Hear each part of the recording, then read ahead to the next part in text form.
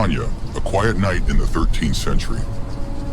The moon sat peacefully on the rooftops, and a soft breeze moved through the narrow streets.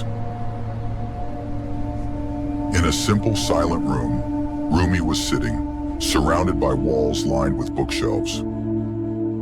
Books on law, philosophy, logic, exegesis, and mysticism. Each one the result of years of study, writing, memorizing, and teaching. Rumi was a man the people of the city saw as a symbol of wisdom, and he too believed that everything one needed to know was written in those very books. In the heart of that silence, the sound of a door broke the stillness. The door opened, and Shams Tabrizi walked in, with that same deep, quiet, but soul-shaking gaze. He stood for a moment, looked around the study, at the books, at the silence, then stepped forward and asked, "All of these are yours?"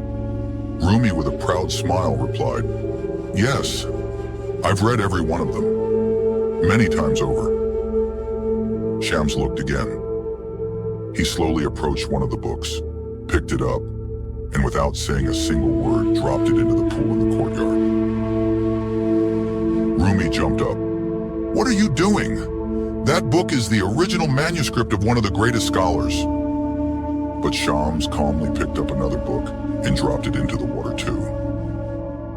"These are my treasures, the work of a lifetime of learning."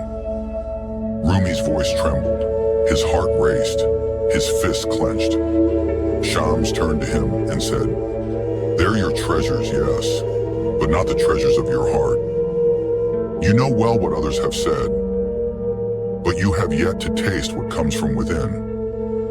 Shams sat beside the pool. One by one, the books sank, their ink dissolving into the water, as if knowledge itself was melting away.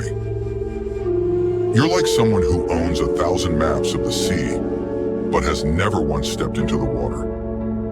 You're a master of explanation, but a stranger to experience. Rumi fell silent. His gaze stayed on the trembling surface of the pool, and in that silence, something inside him broke, and something else quietly began to grow. If you were in Rumi's place, how would you have reacted?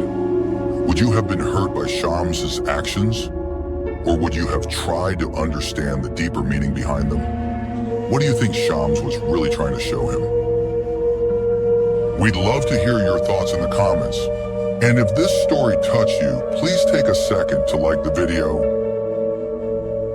That night marked the end of an era for Rumi and the beginning of a new path.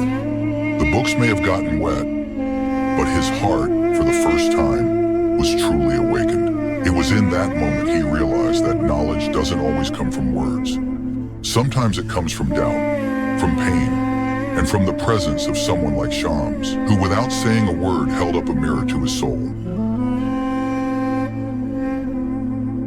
We hope this story touched your heart like it did ours. If you enjoyed it, please like the video and share it with your friends. Subscribe so you don't miss the next episodes.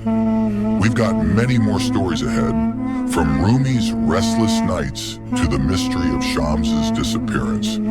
Thank you for staying with us until the end.